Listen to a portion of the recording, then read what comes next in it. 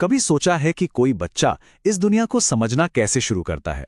वो सोचना, बातें करना और फिर सही गलत के बीच फर्क करना, ये सब कैसे सीखता है?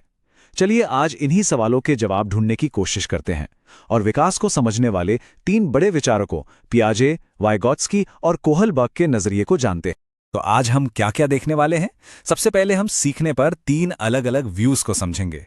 फिर हम पियाजे, वाइगॉत्स्की और कोहलबर्ग की थियरीज में थोड़ा और गहराई से उतरेंगे और आखिर में देखेंगे कि ये सारे आइडियाज मिलकर हमें सिखाते क्या हैं।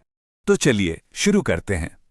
हम डेवलपमेंट को तीन बहुत ही अलग लेकिन बेहद असरदार नजरियों से देखेंगे, पियाजे, वाइगॉत्स्की और कोहलबर्ग। तो सबसे बड़ा सवाल यही है, सीखना आखिर है क्या?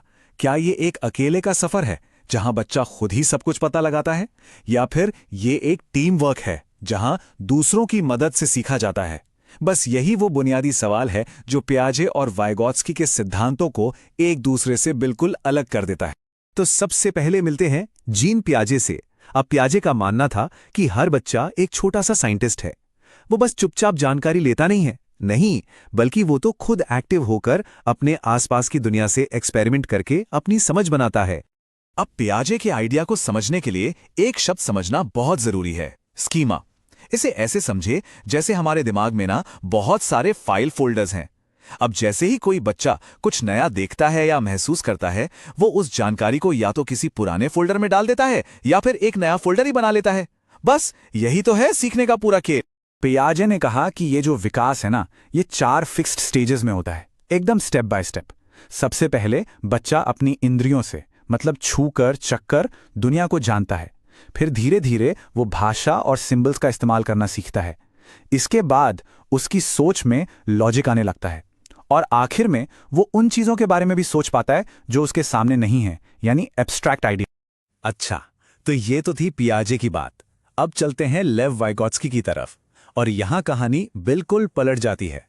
जहां पियाजे के लिए बच्चा एक अकेला साइंटिस्ट था, वहीं वाइगॉत्स्की के लिए बच्चा एक ट्रेनी है, एक शिष्य जो अपने से ज्यादा जानने वालों से सीखता है। यह कोई भी हो सकता है, माता पिता, टीचर या कोई दोस्त भी। वाइगॉत्स्की का ये जो कोट है ना, दूसरों के माध्यम से हम स्वयं बनते हैं, ये उनके पूरे विचार का निचोड़ है। उनका सीधा साधा मानना था कि हमारा विकास समाज और हमारी संस्कृति से गहराई से जुड़ा है। हम अकेले अकेले बड़े नहीं होते, हम समाज के साथ मिलकर ही खुद को बनाते हैं। वाइगॉत्स्की का एक बहुत ही जबरदस्त कॉन्सेप्ट है ZPD। इसे लर्निंग का स्वीट स्पॉट कह सकते हैं। सोचिए, ये वो जोन है जहां कोई काम इतना मुश्किल है कि अकेले तो नहीं हो सकता, पर इतना भी मुश्किल नहीं कि किसी की मदद से भी ना हो। बस असली लर्निंग, असली विकास इसी जोन में होता है। और ये होता कैसे है? यहां 3 चीजें एक साथ काम करती हैं। एक होता है MKO, यानी कोई अधिक जानकार व्यक्ति। वो सीखने वाले को एक टेम्पररी सपोर्ट देता है, जिसे स्कैफोल्डिंग कहते हैं। ठीक वैसे ही जैसे साइकिल सीखते वक्त कोई पीछे से सीट पकड़ लेता है ना? बस वही सपोर्ट है स्कैफोल्डिंग, जो किसी को उसके ZPD में आगे बढ़ने में मदद करता है। चलिए अब जरा गियर बदलते हैं और मिलते हैं हमारे तीसरे थिंकर लॉरेंस कोहलबर्ग से। इनका फोकस कुछ अलग था। इन्होंने ये पता लगाने की कोशिश की कि सही और गलत की हमारी समझ समय के साथ कैसे बदलती है। उनके हिसाब से हम सब एक तरह के मॉरल फिलोसोफर हैं। कोहलबर्ग ने बताया कि जो मॉरल डेवलपमेंट है, इसके 3 लेवल होते हैं। लेवल 1, जब हम बच्चे होते हैं, तब सही गलत का मतलब होता है सजा से बचना और इनाम पाना। मतलब चॉकलेट मिलेगी तो अच्छा काम करूंगा। फिर आता है लेवल 2।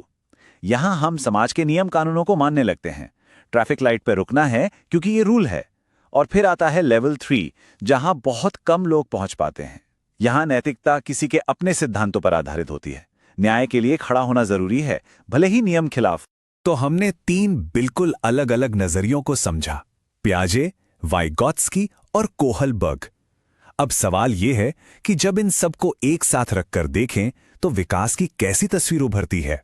तो सबसे बड़ा सवाल, पियाजे सही थे या वाइगॉत्स्की? कौन जीता ये बहस? लेकिन जानते हैं, शायद ये सवाल ही गलत है।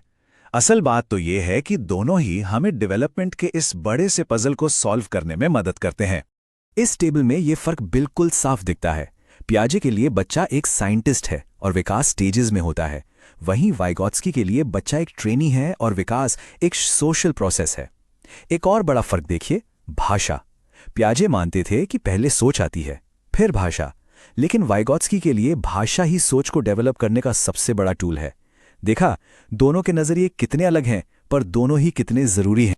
तो सबसे ज़रूरी बात यह है कि ये सिर्फ किताबी बातें नहीं हैं, ये असल में प्रैक्टिकल टूल्स हैं, टीचर्स के लिए, पेरेंट्स के लिए, हर उस इंसान के लिए जो किसी को कुछ सिखा रहा है।